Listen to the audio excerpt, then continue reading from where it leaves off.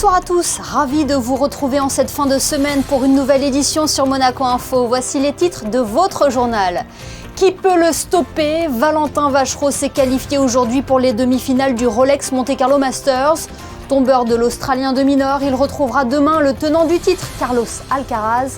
Un bonheur qui s'associe à celui d'Hugonis qui accède au dernier carré en double avec Édouard Roger Vasselin.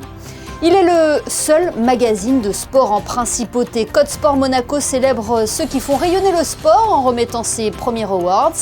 Monaco Tech dévoile ses nouvelles ambitions pour 2026. L'incubateur amorce une évolution stratégique pour répondre aux besoins de la principauté. Chloé Boscagli, directeur de Monaco Tech, sera notre invitée. En moyenne, nous passons plus de 3 heures par jour sur notre téléphone. Les réseaux sociaux sont devenus un outil du quotidien, mais ils soulèvent également des questions sur leurs effets et nos comportements, un aspect développé lors d'une conférence à Monaco. Et puis nous nous intéresserons ce soir aux abeilles et à leur rôle essentiel pour l'environnement. À l'occasion du 10e anniversaire de la campagne des fleurs pour les abeilles, Thierry Dufresne, président fondateur de l'Observatoire français d'apidologie, sera avec nous. C'est tout simplement historique. Valentin Vachereau s'est qualifié aujourd'hui pour les demi-finales du Rolex Monte Carlo Masters. Le joueur de la Fédération monégasque de tennis a dominé l'Australien Alex de Minor en fin de journée et retrouvera le tenant du titre, Carlos Alcaraz, demain sur le court Régnier 3. Un parcours de rêve qui s'associe à celui d'Hugonis qui sera lui aussi en demi-finale, en double avec Édouard Roger Vasselin. Retrouvez tout à l'heure les experts tennis Frédéric Hélion, Christophe Pacaud et Laurent Orsini qui reviendront plus amplement sur ses performances et les autres résultats du jour. Sport toujours, voilà près de 15 ans maintenant que Code Sport relate la vie sportive à Monaco, des amateurs aux professionnels. Alors que son dernier numéro vient tout juste de sortir, le seul magazine de sport en principauté a organisé cette semaine sa première remise de prix. Le reportage de Sarah Inkari et Loïc Marage. Né en 2012, ce bimestriel permet de valoriser les grands événements sportifs de la Principauté, comme le Masters 1000 de Monte-Carlo ou encore le Grand Prix, mais pas que. C'est fait aussi pour parler du monde associatif, du monde amateur et des gens qui sont derrière le sportif, qui soulèvent les coupes et les médailles, les présidents, les entraîneurs, les secrétariats, les bénévoles. Et en fait, le magazine de Code Sport met en avant tout ce monde-là et toutes des sections qui sont jamais présentes dans certains magazines. On a voulu nous les mettre à l'honneur au fil des numéros. À l'honneur également lors de cette soirée, 130 personnalités ont répondu présent. L'occasion de se retrouver, d'échanger et de partager ces anecdotes personnelles autour du magazine. J'ai eu la chance d'être interviewé par Jérémy Bernigol et donc voilà, je me suis prêté très volontiers au jeu des questions-réponses. Ça fait toujours plaisir de reparler des histoires de l'époque et de se replonger dans ces souvenirs qui sont très agréables. Mais surtout, voilà, c'est une chance de pouvoir avoir l'opportunité de s'exprimer et puis d'essayer de véhiculer quelques messages. Chaque événement et chaque fois quand on invite Code Sport de venir, ils sont là, ils prennent de belles photos et on adore vraiment, on est comme ça avec Code Sport. La secrétaire générale du comité olympique monégasque Yvette Lambin-Berty, le président de l'Automobile Club Michel Boéry et le prince Albert II ont été distingués. 3 piliers qui œuvrent à faire de la Principauté une capitale mondiale du sport et des événements sportifs. Pour eux, comme pour les autres convives, ce rendez-vous a permis de découvrir en avant-première le dernier numéro de Code Sport. On met en lumière l'entraîneur de l'AS Monaco qui fait la couverture. Il nous a accordé une interview et ensuite, sinon, on a un dossier à l'intérieur du magazine sur les journalistes de sport à Monaco pour montrer un peu, parler de leur parcours. Si on peut aussi créer des vocations, ça fait partie du sport à Monaco et c'est bien aussi de parler d'eux. Pour nous, ce sont des collègues, on les côtoie et c'est bien aussi que les sportifs sachent qui les accompagne sur les terrains sportifs. Pour rappel, ce titre est gratuit et disponible dans tous les kiosques monégasques ainsi qu'au stade Louis II. Et d'ailleurs, les portraits de certains journalistes de sport de la rédaction sont à retrouver dans ce dernier numéro de Code Sport Monaco. L'appel à la grève lancé par l'Union des syndicats de Monaco a particulièrement été suivi ce vendredi. Plusieurs centaines de personnes ont manifesté pour faire entendre leur voix. 2 cortèges se sont élancés du stade Louis II et de l'église Saint-Charles pour se retrouver sur le parvis Sainte-Dévote. Karim Tabchiche, président de l'USM, nous précise les revendications. Il est au micro de Chrisinda Petit-Omel. Revendication, c'est de peser sur le régime de la CAR, la Caisse autonome des retraites. On veut abroger la réforme de 2012. On est en train de rediscuter d'une réforme actuellement. On veut peser là-dessus parce que nous estimons que les salariés ont été négligés. La voix des salariés et des retraités a été négligée. Et évidemment, il y a plusieurs réformes, plusieurs revendications qui viennent se rajouter aujourd'hui, notamment sur les salaires, l'attractivité pour certains salariés qui est de moins en moins évidente à Monaco et les conditions de travail qui reviennent. On a beaucoup de gens qui montent dans les locaux de l'USM et qui remontent une condition de travail dégradée sur la principauté. Évidemment, il y a la question du transport, du logement, mais ça c'est récurrent à Monaco et les problèmes ne sont pas pris en compte. On attend déjà une écoute du patronat aussi, et aussi de vraies négociations avec des négociations où la voix des salariés est entendue et les revendications qui sont que des revendications légitimes soient entendues et qu'il y a une démarche qui va vers les salariés.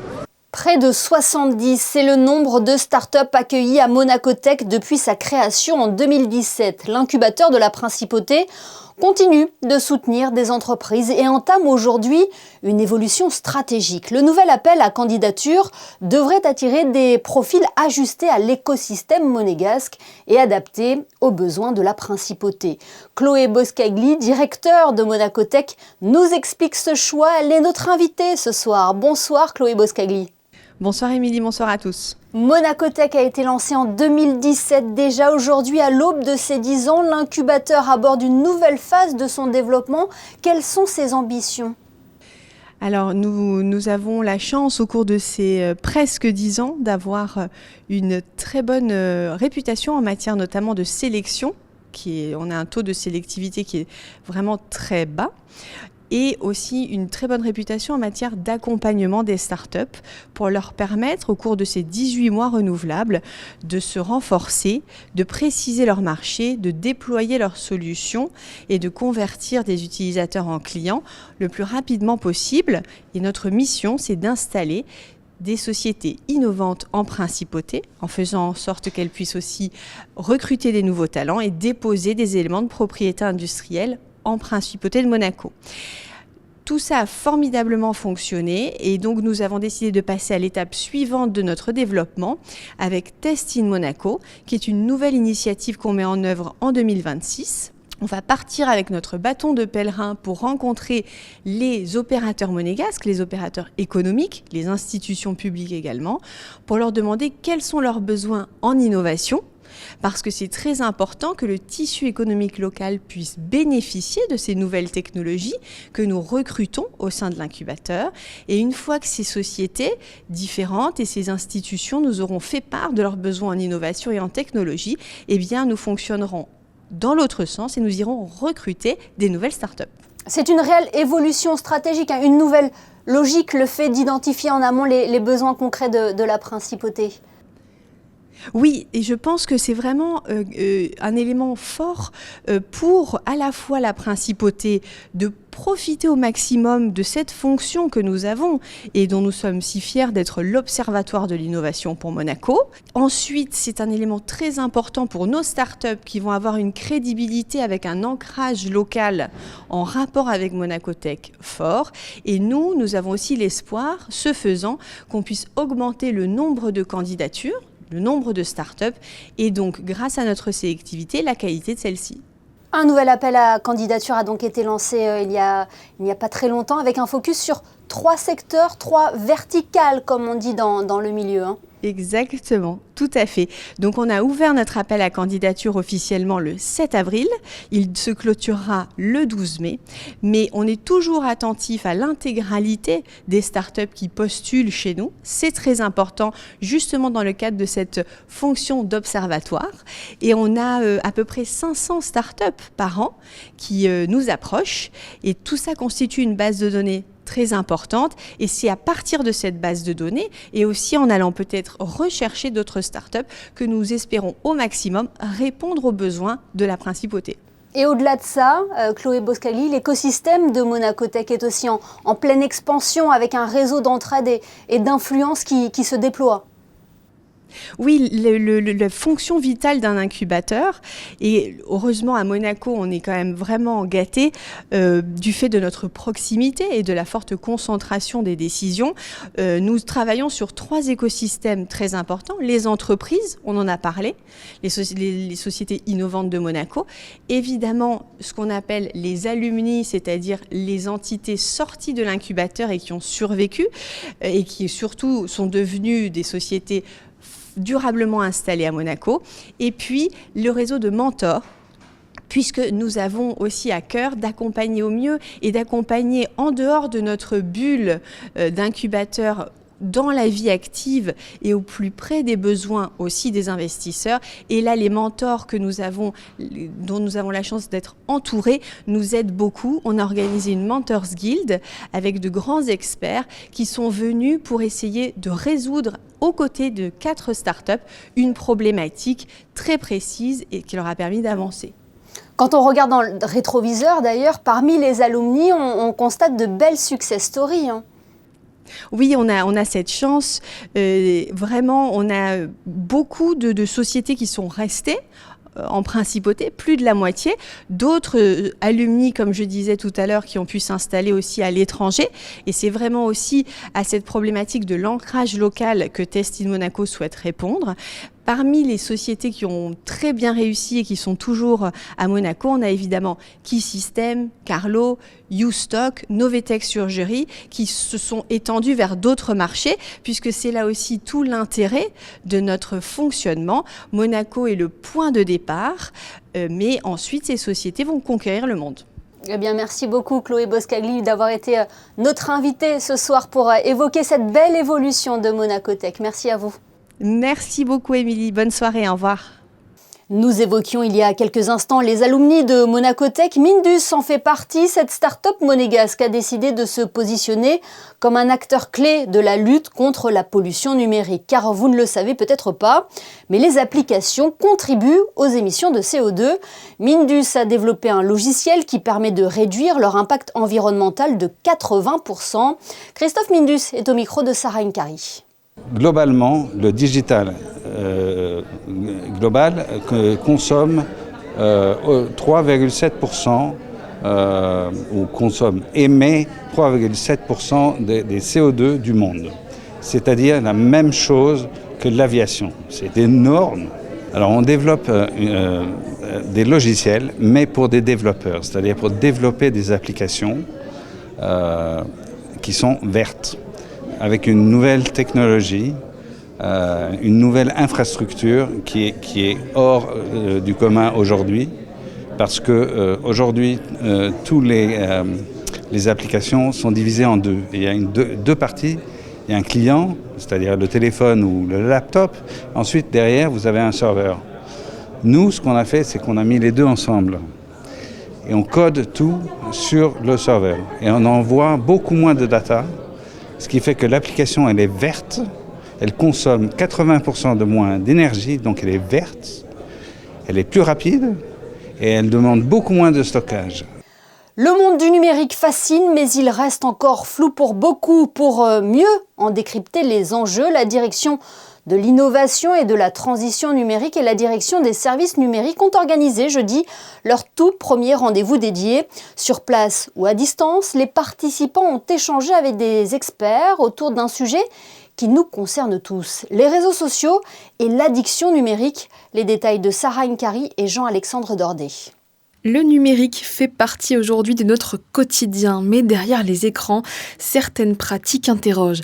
Pour mieux comprendre ces enjeux, le gouvernement a lancé son tout premier rendez-vous du numérique, un moment d'échange ouvert à tous. Le numérique, ça apporte beaucoup de choses dans nos vies, mais qui dit grand bénéfice dit grand risque, et qui dit grand risque dit grande vigilance. Et donc l'objectif pour nous, c'est d'apprendre aux gens à prendre de la hauteur d'une certaine manière et à mieux comprendre ces concepts. Et aujourd'hui, on commence par les réseaux sociaux et le risque des réseaux sociaux. Un thème qui concerne particulièrement les jeunes, mais pas seulement. Pour en parler, 2 experts en santé publique ont répondu présents, le docteur Thomas Altos et le docteur Jean-François Goldbroch. C'est vraiment un sujet qui nous préoccupe, les addictions en général, et puis là plus particulièrement aux réseaux, aux outils numériques, aux écrans. Les conséquences, elles sont multifactorielles, somatiques, par exemple sur les réseaux, en l'occurrence sur le sommeil, la fatigue, la concentration, au niveau psychologique, ça donne des troubles au niveau de l'irritabilité, au niveau des relations, même ça peut entraîner des dépressions quand il y a des harcèlements, des choses comme ça, des conséquences familiales, des pertes de relations professionnelles, des retards, les conséquences au niveau scolaire avec l'absentéisme, la fatigabilité et même au niveau judiciaire ou financier. Face à ces risques, informer reste essentiel. Ces conférences ont vocation à se poursuivre avec un objectif, permettre à chacun de mieux maîtriser ses usages. Parmi les prochaines thématiques abordées, la cybersécurité et l'intelligence artificielle. On l'appelle la sentinelle de l'environnement. L'abeille incarne à elle seule les enjeux liés au maintien de notre biodiversité, mais elle reste menacée. Il y a 10 ans, l'OFA, l'Observatoire français d'apidologie, a lancé sa campagne des fleurs pour les abeilles. Une campagne de sensibilisation citoyenne qui incite la population à semer des graines pour aider cet insecte pollinisateur. Nous en parlerons dans quelques instants avec notre invité Thierry Dufresne, président et fondateur de l'OFA. En complément de cette campagne, l'école des abeilles vient sensibiliser les enfants à l'importance des abeilles et de la biodiversité. On vous en dit plus dans ce reportage réalisé avec Jean-Alexandre Dordet. Au cœur des jardins Saint-Martin, l'heure est aux retrouvailles entre Fabien Kouachi et ses élèves de CM2 de l'institution François d'Assise Nicolas Barré. Il y a un an, ce responsable du programme L'école des abeilles de l'Observatoire français d'apidologie était venu sensibiliser cette jeune génération au rôle essentiel des abeilles dans notre écosystème. C'est vraiment l'âge de raison, l'âge de l'esprit critique. C'est le moment idéal pour eux de comprendre tous ces éléments pour ensuite devenir des adolescents beaucoup plus éveillés. Durant l'année scolaire, ces élèves ont participé à plusieurs ateliers leur permettant d'en savoir plus sur les insectes pollinisateurs et l'importance de les protéger. C'est entre 4 et 6 ateliers qui sont tous issus de la pédagogie active. L'idée, c'est pas de remplacer ce qui se fait en classe, mais d'amener quelque chose de différent. Donc, les enfants sont en mouvement en permanence et essayent d'intégrer un maximum d'infos sur 4 à 6 semaines sur l'ensemble de ces éléments. Et l'idée, surtout, c'est que les enfants deviennent vraiment acteurs de ce projet, de ce programme. Curieux et concernés, les élèves ont pris conscience du rôle clé des abeilles qui ne produisent pas que du miel.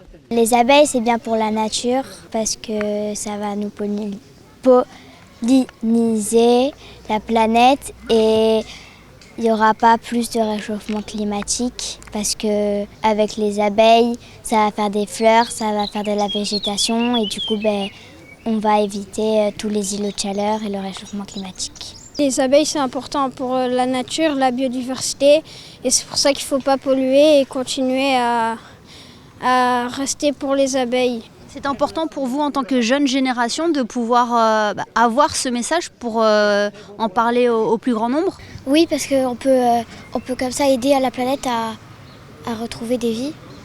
Est-ce que ça a un sens pour toi cette campagne ?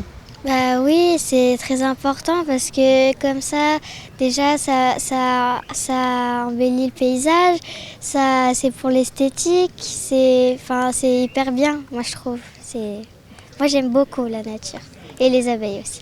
Ce programme pédagogique et éducatif apparaît comme un levier essentiel pour préparer les générations futures. Depuis son lancement, l'école des abeilles a sensibilisé plus de 10 000 enfants en France et à Monaco. Vous avez pu le voir sur ces images, le prince Albert II soutient l'Observatoire français d'apidologie depuis sa création en 2017, dont la campagne des fleurs pour les abeilles qui fête ses 10 ans cette année. Pour en parler, nous sommes en duplex avec le président fondateur de l'OFA. Bonsoir Thierry Dufresne. Bonsoir Émilie. Merci d'être notre invité ce soir pour évoquer cette campagne des fleurs pour les abeilles. Une campagne qui fête cette année ses 10 ans déjà et qui bénéficie du soutien de la principauté depuis ses débuts. 10 ans déjà, oui, effectivement. Il y a 10 ans, nous avons lancé, en présence du prince Albert, nous avons lancé cette campagne des fleurs pour les abeilles, qui en fait veut encourager chacun à devenir acteur de la protection de la biodiversité des abeilles, en semant des fleurs, des graines de fleurs mellifères pour pouvoir apporter une nourriture aux abeilles. Et c'est intéressant de se retrouver aujourd'hui avec des enfants qui ont 10 ans, c'est-à-dire qui naissaient juste au moment où on a lancé cette campagne. Cette campagne, c'est près de 15 millions de Français qui sont impliqués dans cette campagne qui va durer du 9 au 24 mai. C'est plus de 1400 jardineries et fleuristeries qui seront aux couleurs de l'opération pour inciter tout le monde à faire ce geste simple qui est de semer et de planter des fleurs mellifères qui donnent donc des ressources nectarifères pour les abeilles. C'est une façon de les protéger et de leur permettre de survivre. Et cette campagne, elle est motivée par la protection de la biodiversité. Elle est effectivement extrêmement motivée par cette protection de la biodiversité puisqu'on sait l'importance que ça revêt aujourd'hui. Les abeilles, on en a beaucoup entendu parler, les abeilles disparaissent et une des raisons de leur disparition, c'est le manque de ressources alimentaires. Donc tous les gestes que chacun d'entre nous peut faire en pouvant apporter ces ressources nectarifères, donc ces ressources mellifères et alimentaire pour les abeilles est indispensable pour la protection de la biodiversité. C'est ce qu'on a voulu montrer aujourd'hui en présence du souverain, entouré de ses enfants qui célèbrent avec nous la 10e édition. Et comme vous le dites, Thierry Dufresne, les abeilles, c'est la vie. Les abeilles, c'est effectivement la vie. On sait, on connaît cette histoire que sans abeilles, il n'y aurait plus de vie sur Terre. Oui, 1/3 de ce que nous consommons provient des abeilles, donc c'est absolument indispensable. Et on découvre d'ailleurs que depuis 100 millions d'années que les abeilles existent, les abeilles nous apportent encore plus. On découvre à quel point ce qu'elles produisent, le miel, mais la propolis, sont importants pour la santé humaine. Donc oui, les abeilles, on peut le dire, les abeilles, c'est la vie. Et quand vous voyez cette jeunesse aussi attentive, aussi réceptive, qu'est-ce que cela évoque pour vous ? Elle est extrêmement respectueuse, elle, de l'environnement, extrêmement curieuse et extrêmement impliquée. Je peux vous dire qu'à mon âge, lorsque j'avais l'âge de ces enfants, je n'avais pas du tout la même formation, la même curiosité que peuvent avoir les nouvelles générations. Les nouvelles générations sont celles qui nous disent, qui nous réclament de pouvoir vivre autrement.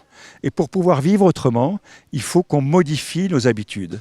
Et la première modification est de respecter la nature, d'apprendre de la nature. La nature, c'est la plus belle bibliothèque qui existe, avec une multitude de livres qui nous expliquent tout. Mais est-ce qu'on prend le temps de lire ces livres et en fait de lire et d'écouter la nature? Thierry Dufresne, cet entretien nous permet aussi d'aborder l'Observatoire français d'apidologie que vous avez créé. Les actions de l'OFA ne se limitent pas à cette campagne des fleurs pour les abeilles. Non, vous avez raison, Émilie. On a pu aller d'ailleurs ensemble il y a 6 mois au Rwanda, toujours en présence du souverain, pour voir l'importance que pouvait avoir dans des pays comme le Rwanda le développement de l'apiculture. Et puis bientôt, nous aurons un autre événement important qui sera la manière de dévoiler et de présenter toutes les recherches scientifiques que nous avons menées, et en particulier sur la propolis, avec des brevets déposés pour avoir des actions sur la santé humaine.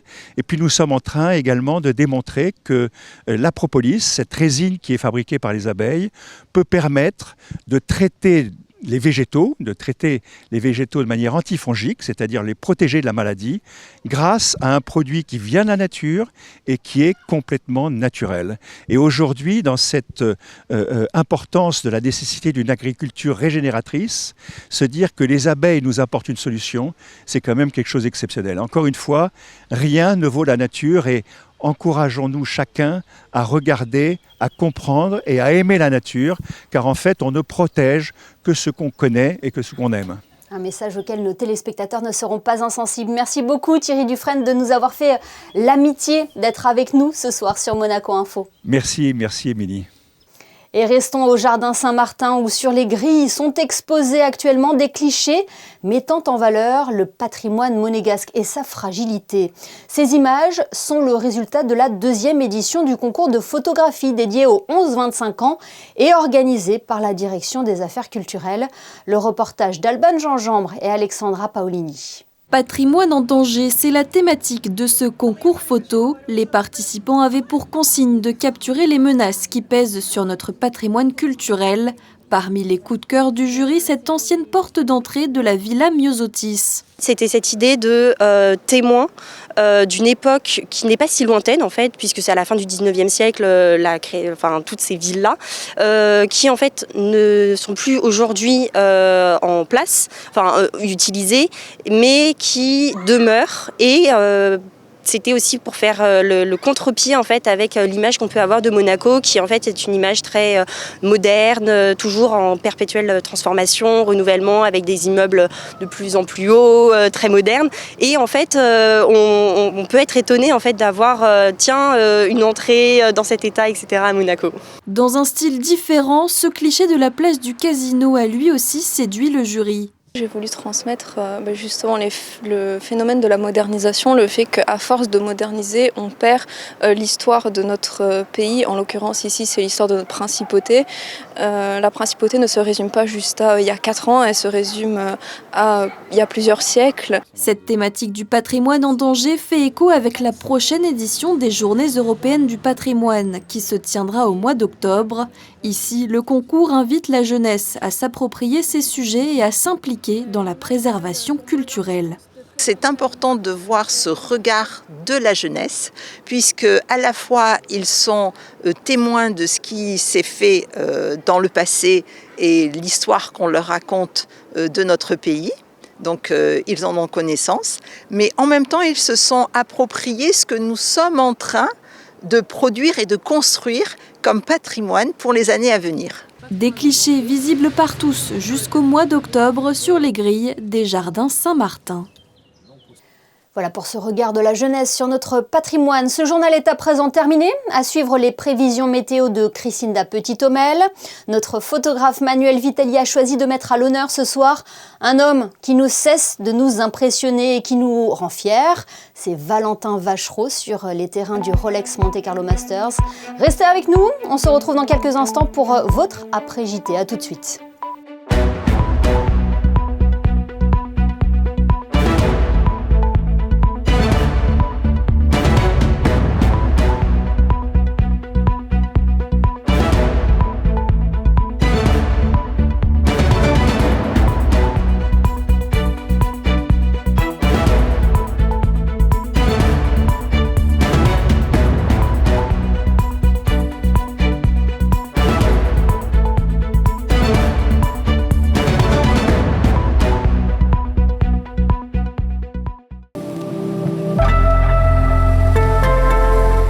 Bonsoir à tous. Demain sur Monaco, le ciel jouera à cache-cache entre éclaircies et passages nuageux. Une ambiance assez lumineuse dans l'ensemble, même si quelques nuages viendront parfois voiler le soleil au cours de la journée. Et puis sinon, côté température, la matinée restera fraîche avec environ 12 degrés. Puis le thermomètre grimpera progressivement pour atteindre jusqu'à 18 degrés dans l'après-midi. Demain, nous fêterons également les Stanislas. Ce prénom vient de Saint Stanislas de Cracovie, évêque du XIe siècle, devenu une grande figure spirituelle en Pologne, symbole de courage et de fidélité à ses convictions.